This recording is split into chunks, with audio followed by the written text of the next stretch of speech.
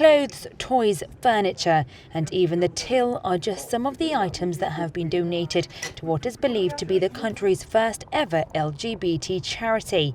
And all the money raised goes towards the region's LGBT centre.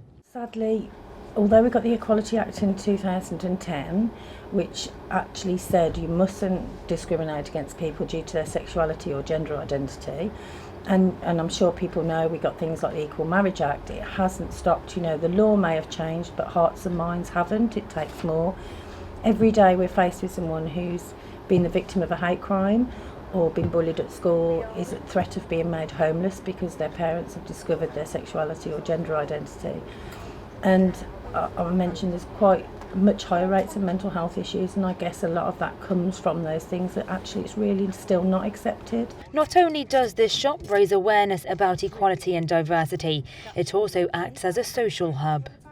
People come into the shop and sometimes quite shyly, they're quite worried about it, and they see the leaflet that says LGBT and cautiously ask what that's about and what do they do. By the end of the conversation they've got an appointment booked in the centre to see somebody, or they go in if it's a drop-in day and go and talk to somebody about what's going on, so that's nice. And it's also great, some of the conversations we've had with non-LGBT people, they ask what it is, we tell them what we do.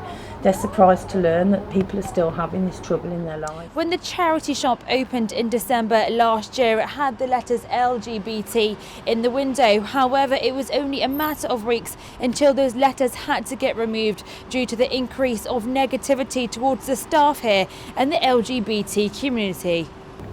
We've had people walk into the shop and ask what the charity is, and when we start to explain and say LGBT and they ask us what that stands for, sometimes we haven't got all of the words out before they've turned on their heel and left the shop. So we've gone to say lesbian, gay, and they've just gone, which is a little bit sad.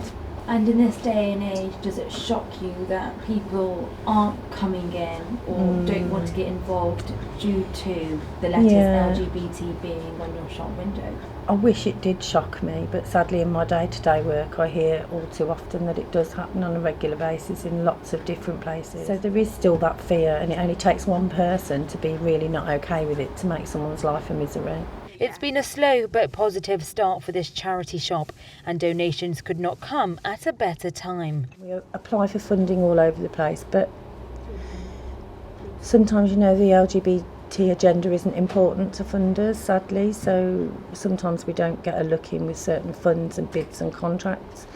If we don't get enough money in, we can't run it, and I think we run it really frugally. We're really good, you know.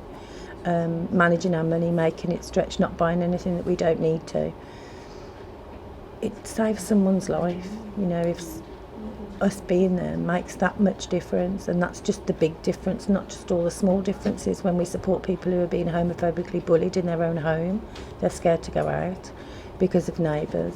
So there's still a lot of work to do. So anybody that can help us, it helps us stay there for those that need us.